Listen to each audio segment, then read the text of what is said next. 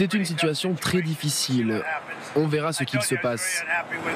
Je vous ai dit que j'étais très mécontent de ma conversation avec le président Poutine. Il veut aller jusqu'au bout, juste continuer de tuer des gens. Ce n'est pas bien. Ce n'est vraiment pas bien. J'étais très mécontent. Ah, le ton a changé. 45 mots de vocabulaire. Le ton a changé, Guillaume. Oui, le ton a changé. C'est d'ailleurs pas la première déclaration en ce sens. Le problème, c'est que les mots changent, mais pas les actes. Donc, moi, j'ai le sentiment qu'il y a une espèce de préparation de l'opinion publique américaine de la part de Donald Trump qui va finir par dire vraiment, j'ai fait tout ce que j'ai pu pour essayer d'arrêter cette guerre. J'ai essayé de réunir les deux belligérants, mais ils veulent pas s'arrêter, et Poutine non plus. Et donc, je les laisse se débrouiller. Parce que c'est quand même un peu paradoxal. La conséquence logique de cette déclaration, ce serait de dire, donc évidemment, on ne laisse pas tomber l'Ukraine, et tout ça est extrêmement choquant, et je vais leur donner encore plus d'armement, notamment, en particulier solaire. Or, c'est exactement le contraire que fait Trump. Donc, moi, j'ai peur que ce soit des paroles verbales sur tout ça. Juste deux choses. D'abord, c'est pas Reagan. On parlait de l'histoire. À une époque, on savait que les présidents américains avaient une position assez forte sur cette question russe. Et on imagine bien Reagan. Je me souviens de cette monsieur le président abattre ce mur. Il y avait une prise de position qui était très claire. On est sur un Trump qui n'a jamais de position claire, sauf quand il s'agit de ses propres intérêts. Et ça. Enfin, on en parlait déjà ici sur ce plateau, mais l'opinion publique américaine n'est pas concentrée sur l'Ukraine. Donc aujourd'hui, il n'y a pas d'inquiétude de ce côté-là. Ils ne s'empressent pas d'agir, justement. C'est un par le problème, parce qu'il pourrait, au Sénat, je rappelle quand même qu'il y a un projet de loi sur des sanctions qui pourrait dégager, sans même envoyer un seul Regardez, petit commentaire de l'image en direct, Michel, d'abord. Là, c'est Marine One, c'est ça? Oui, Marine Force One. Voilà. C'est Marine One, il arrive sur son golf à son club privé à Bedminster. Ça va golfer sévère aujourd'hui parce qu'il sort quand même d'une séquence, je veux dire franchement, qui est une victoire sur victoire pour lui. Il va recevoir Netanyahou demain à la Maison Blanche, donc ça va être un petit peu plus musclé, on va dire. Même s'il va l'inscrire dans la séquence. Et écoutez, pardon, il va faire une déclaration, je ne sais pas si on va l'entendre. Faites-nous la traduction, Elisabeth. On va pousser le son. Il pense du Texas. Il parle du Texas. Nous allons continuer d'être présents sur place. C'est fort. Je parle avec les représentants du Texas. C'est très grave ce qui s'est passé là-bas. C'est atroce ce qui s'est passé là-bas. Que Dieu bénisse toutes les personnes qui ont été exposées à tout ce malheur. Que Dieu bénisse l'État du Texas. Est-ce que vous avez des questions? Voilà, donc le président Trump, évidemment, on va l'entendre s'il reparle de la guerre en Europe, mais il est l'homme, évidemment, qui, face à Poutine, pourrait élever le ton. Oui, forcément, et ça a été dit par Elisabeth et Guillaume à l'instant. Il a un levier extrêmement puissant. Il a d'ailleurs une proposition sur son bureau qui est soutenue, je crois, par 80 sénateurs. Elle est bipartisane, républicaine et démocrate. Elle prévoit notamment l'imposition de sanctions secondaires à hauteur de 500% de taxes supplémentaires sur le commerce des hydrocarbures entre la Russie et tout pays qui souhaiterait donc commercer dans ce secteur avec les Russes. Ça écraserait véritablement ce secteur qui est crucial pour l'économie russe, qui tire, je crois, 40% de ses revenus de l'exploitation de cette matière, qu'elle vend d'ailleurs aux Chinois, aux Indiens, etc. Il pourrait écraser les secteurs assurantiels, financiers, bancaires, etc. Mais Guillaume l'a dit, je reprends son expression, on a des paroles verbales, mais où sont les actes? C'est-à-dire qu'il n'appuie pas sur cette gâchette, en tous les cas, pas pour le moment. Alors qu'il y a du pression en interne quand même, il y a du pression des républicains notamment, et c'est ça qui est très intéressant en termes de ses intentions.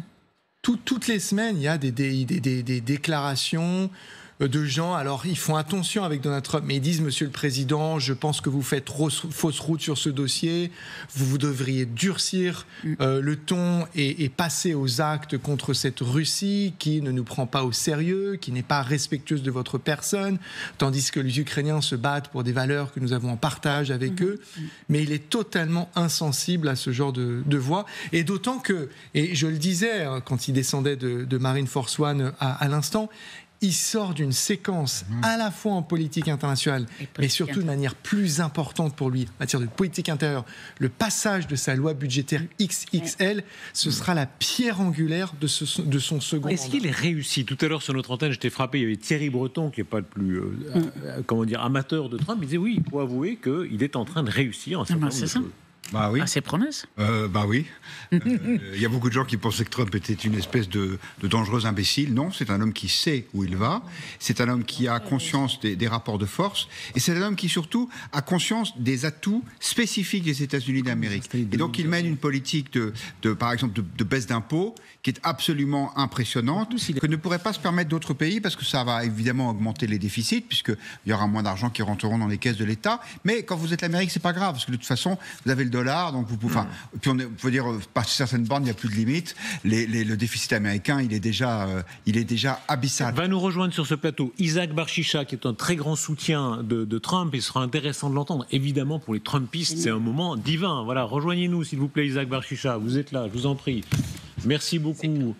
Voilà, je vous en prie. Merci beaucoup, Cécile Vessier, d'avoir été avec nous. Et c'est mon collègue qui vous amène. Je vous en prie. Et c'est Alors, si vous arrivez à trouver votre chemin, je ne sais pas si. Voilà, vous êtes remplacé par un. Ils ont su que j'allais exploser de colère. Asseyez-vous. Bonne soirée. Isaac Barchicha, voilà, on vient de faire l'éloge de Guillaume Roquette qui dit voilà, ce moment que nous vivons, on a toujours les images de Trump en direct. Pour vous, est-ce que c'est un moment clé de la présidence de Trump ? Alors, c'est un des moments clés, puisque depuis maintenant début janvier, on vit beaucoup de moments. Je pense que le monde a mis un peu de temps à découvrir le nouveau Trump, qui a fait beaucoup d'efforts, faut le reconnaître, et qui, pour l'instant, on peut dire, et certains leaders du monde l'ont reconnu, a réussi sur beaucoup de chantiers. Écoutez Poutine, qui ce soir, en quelque sorte, tend la main. Poutine continue à penser qu'il peut avoir en Trump un allié, ou en tout cas un correspondant très utile. Écoutez. En ce qui concerne les Américains, nous avons toujours eu pendant une longue période une relation très aimable et unique avec eux. Nous avons soutenu leur désir d'indépendance vis-à-vis de la Grande-Bretagne. Nous leur avons fourni des armes, nous leur avons même apporté une aide financière. Plus tard, nous avons soutenu le Nord pendant la guerre civile. En ce sens, nous avons toujours trouvé quelque chose qui nous unit. Alors, je ne sais pas si les Américains sont sensibles à ça, l'idée que c'est les Russes qui les a aidés pendant la guerre civile. Je ne suis pas sûr que dans leur histoire ce soit très présent. Ça, je ne me souviens pas du tout dans mes livres d'histoire. Pourtant, j'ai fait beaucoup d'histoire américaine. Les Français, oui, et c'est quand même dans les livres d'histoire. Les Français, oui, ça ne veut pas le dire. Non, mais là, il parle de la guerre civile.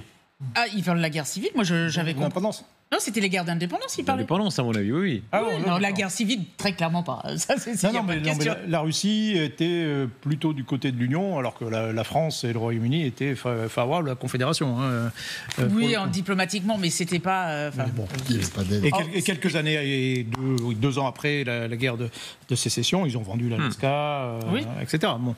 Donc il y avait des bonnes relations avec la Russie. Et je rappelle que la Russie était présente quand même très fortement, non seulement en Alaska, mais était présente jusqu'en Californie. Il y avait une colonie russe en Californie. Beaucoup de commerce, notamment de la fourrure et autres, effectivement. Voilà. Gallagher.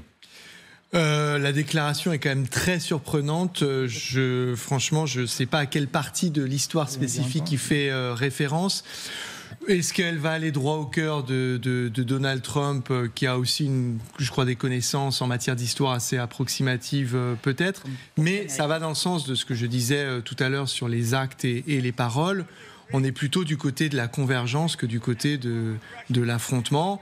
Est-ce que ça permettra de faire advenir la paix sur le dossier russo-ukrainien ? On commentait la séquence à 539 drones qui provoquent des sirènes qui sonnent pendant 16 heures d'affilée sur la capitale ukrainienne Kiev et 11 missiles balistiques qui n'ont pas été interceptés puisque les livraisons ont été interrompues et rapatriées depuis la Pologne en direction des États-Unis.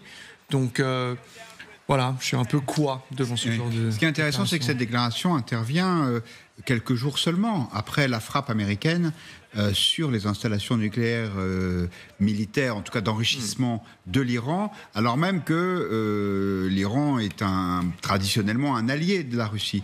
Et donc, on voit que Poutine a, entre guillemets, mis de côté cette carte iranienne, en disant de toute façon, ça c'est terminé. Maintenant, ce qui compte, c'est d'avoir de bonnes relations avec Trump.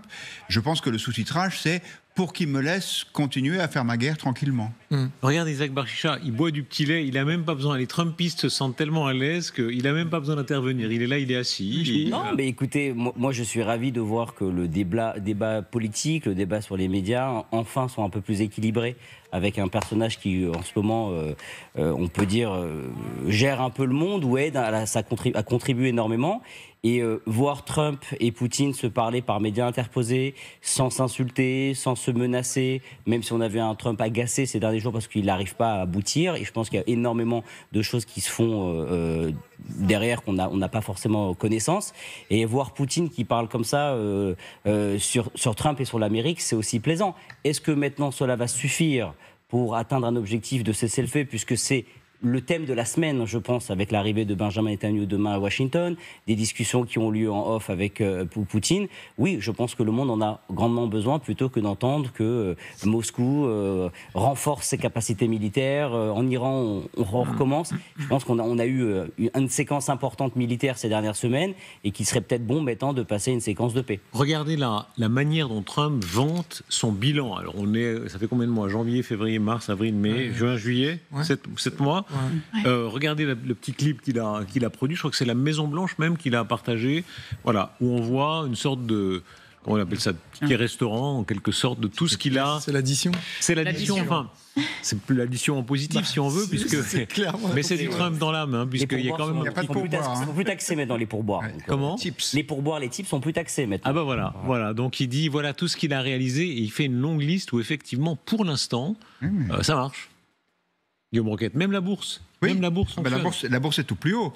La bourse américaine a complètement repris le retard, entre guillemets, qu'elle avait eu au moment de l'annonce des droits de douane. C'est-à-dire que pour l'instant, il y a des nouvelles qui sont considérées comme extrêmement positives, notamment par les milieux économiques. Comment expliquer ça, pardon? Je me rappelle, les meilleurs experts, attendez, ils étaient sur notre plateau, je les ai encore dans l'oreille, et ils disaient, quand Trump a annoncé les taxes et les surtaxes, ça va être le désastre, la bourse va s'effondrer, etc.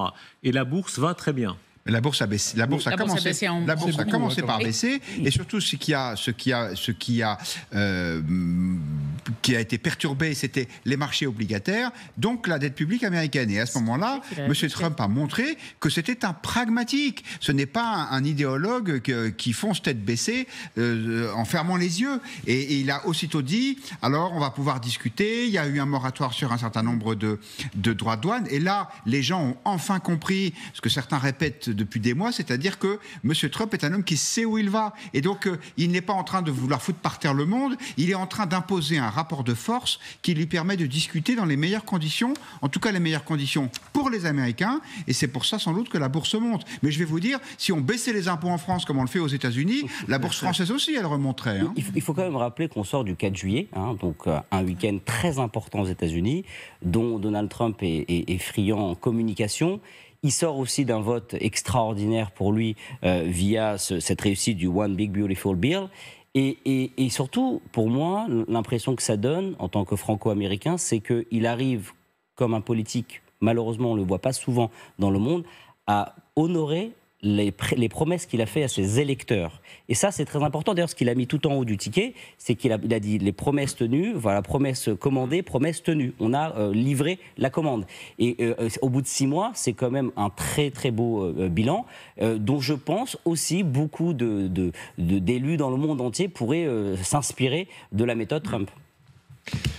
Alors, plusieurs choses, parce qu'il y a beaucoup de... Attendez, Gallagher, là, il vient de prendre un double assaut, donc là, il va répliquer. Je m'en réjouis, il n'y a aucun souci. D'abord, pourquoi est-ce que les bourses ne se sont pas effondrées? Parce qu'elles ne croient pas à Donald Trump. C'est-à-dire qu'on a assisté à un tel yo-yo qu'au bout d'un moment, tout le monde se calme et dit ok, un coup il met des tarifs douaniers, un coup il les retire, un coup il les remet, un coup c'est 50%, après c'est 25%, etc. Tout le monde se calme, il y a les paroles et il y a les actes. Donc on va avoir droit, nous Européens, à un grand moment de vérité. Il y a des négociations en ce moment même avec Maroš Šefčovič et d'autres. On va voir ce que ça va donner. Je note au passage que la Commission européenne parle d'un caïd concernant Donald Trump qui, dans la cour d'école, bouscule tout le monde et fait absolument n'importe quoi et provoque le chaos. Ça, ce sont ses paroles. Moi, je l'ai dit ici, si Donald Trump est capable de faire advenir la paix au Proche-Orient, entre la Russie et l'Ukraine, entre le Rwanda et la RDC, entre les Indiens et les Pakistanais, je le saluerai et je l'en remercierai. Mais tout cela, quand vous le prenez individuellement, que vous séparez le bruit de ce qui se passe réellement et ce qu'il y a réellement dans ces moments, c'est extrêmement fragile. Et on peut prendre ces dossiers un par un. Malheureusement, Donald Trump a une technique qui est absolument géniale en matière de communication, c'est qu'il inonde. Donc, on ne sait pas, attendez, est-ce qu'on parle du Rwanda? Est-ce que vous voulez qu'on parle d'Israël? Est-ce qu'on peut parler de l'Iran, de l'Ukraine, de la Big Beautiful Bill, etc. Mais je le redis, quand vous prenez le temps de traiter ces dossiers un par un, c'est extrêmement fragile. Moi, je rejoins Gallagher. Il y a des dossiers où il a eu peut-être plus de succès et moi, je peux que féliciter si on peut avoir la paix dans le monde. Je pense que c'est l'objectif de la plupart des gens.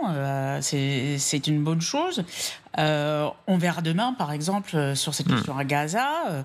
On verra, par exemple, sur l'Iran à long terme, et je pense que c'est le long terme qui dira si c'était vraiment un succès ou pas, et j'espère vraiment une victoire, mais on ne le sait pas encore.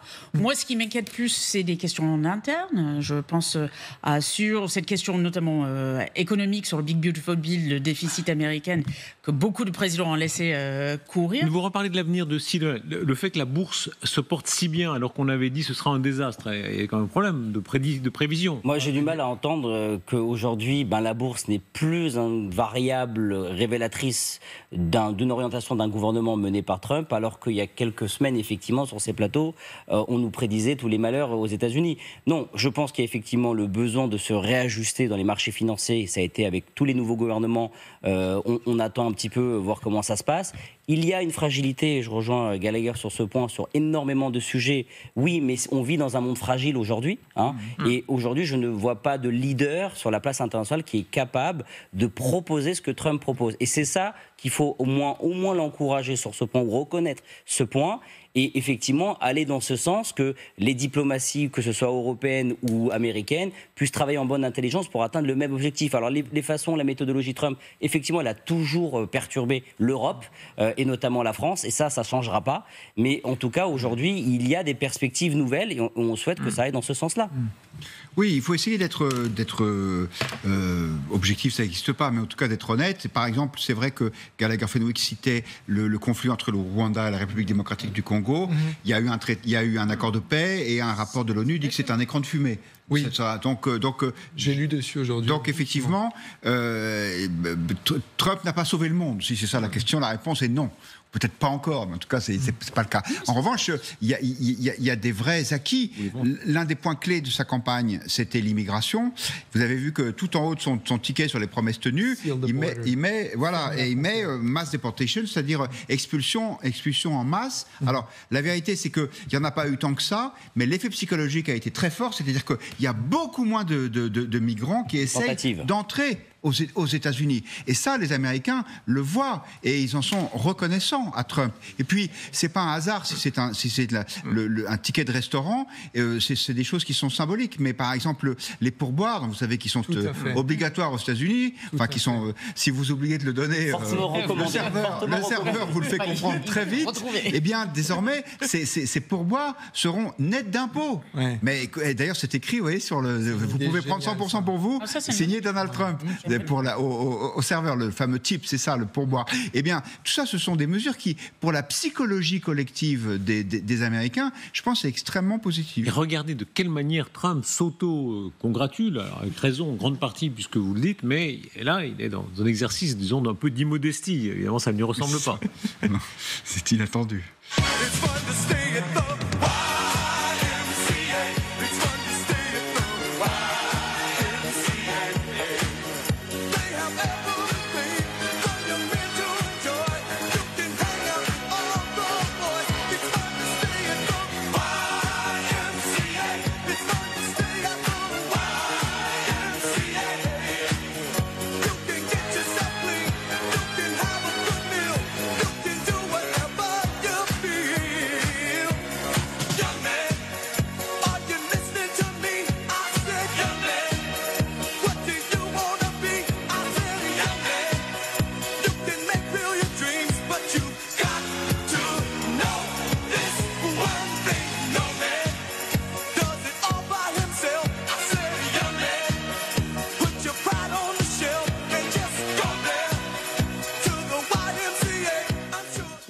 Bon, Darius, c'est ce qui se passe en ce moment, l'IA. Vous connaissez pas l'IA? Tout le monde fait ça en ce moment. Hein. Mais ça tombe. Je vais aller voir votre compte, Isaac Barchicha, si vous êtes représenté aussi vous-même. On a quand même un président avec toutes les étapes. Et on a un président français quand même qui utilise TikTok aussi. On ne peut pas non plus cracher sur la modernité, même si on n'est pas toujours d'accord avec. Notre propre président le fait, donc c'est. Après, ce que cette petite séquence, elle raconte pour moi, en tout cas la manière dont je la reçois, moi je goûte pas du tout, je crois que c'est un secret pour personne le personnage, mais il a une trajectoire absolument dingue. C'est vrai que son histoire de vie, elle est, je veux dire, c'est l'image d'Épinal de l'américain, avec ses histoires de banqueroute, cette candidature improbable, ce moment, je me souviens l'avoir vécu en direct quand il descend de cet escalier doré qui est kitschissime au possible, le mockshot, dont l'un de ses, voilà, annoncé par les Simpsons. Voilà, exactement, tout à fait, toujours visionnaire sur beaucoup de sujets d'ailleurs, pas que sur celui-là. Mais non, il y a ça, et puis aussi la manière dont il retourne des situations dont personne d'autre ne parviendrait à se renaître. Il faut dire ce qui est. Dans l'histoire politique, alors je ne fais pas de comparaison, mais les gens qui renaissent, ça a été le général de Gaulle qui revient, ça a été Napoléon qui revient, alors seulement pour 100 jours, enfin il est revenu.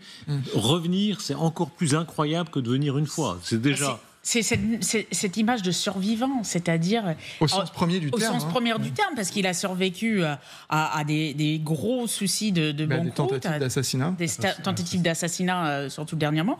Donc, il le vend et on l'entend, de son fight, après la tentative d'assassinat, le dernier en date, c'était quand même impressionnant, qu'on aime ou pas le personnage. Et puis le goût de l'hyperbole, écoutez-le, il dit, je pourrais faire le faux modeste et dire que je suis le meilleur. Non, je suis le meilleur de tous les temps, mais il faut que je le dise parce que je suis franc, je ne veux pas être hypocrite.